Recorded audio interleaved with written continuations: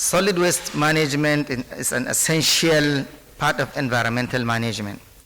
We all know that we generate waste every day, the quantum of which we generate is so much that without proper planning for collection, transportation, sorting, and consequently landfilling where necessary would be enormous.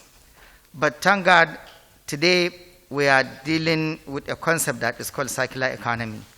We are looking at reducing waste. We are looking at reusing, recycling, repair, and reduction. Now, why National Solid Waste Management policy?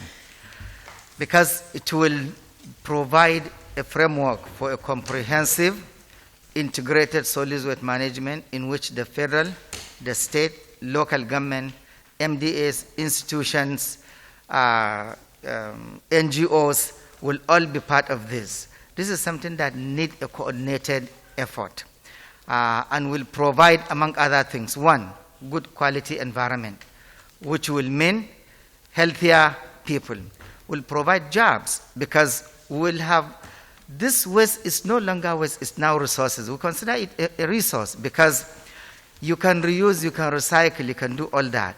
Ultimately, the one that you cannot even, the rubbish, the garbage, can be turned into other things. Like we have plastic recycling plant right here next to us in Karu.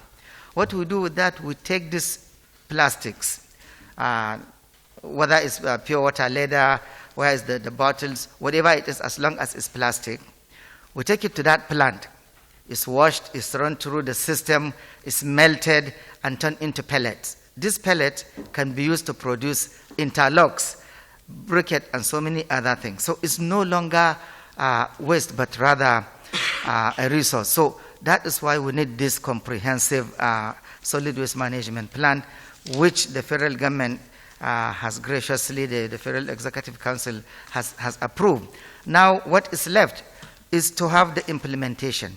And this implementation will require the input of everybody, the federal government, the state, the local government. And solid waste management, we all know, or for those of us that don't know, is on the concurrent list, meaning federal government can make laws, state government can make laws, local government can make bylaws. Now, constitutionally, local governments are the ones that are responsible for solid waste management. However, we all know the capacity of local government. They don't have quite that capacity to do so. It's something that they usually collaborate with state.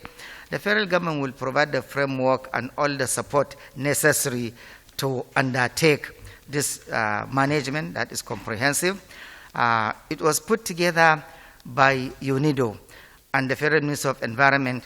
Kaduna State Government was part of that, and some other state that participated in putting this document together, which today got approval as a national policy.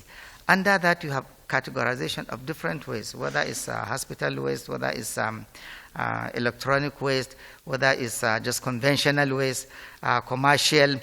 All this will come under the integrated management of the solid waste. But importantly, what I want to stress is that with this, we will have a lot of jobs being created from the recycling plant that we are building.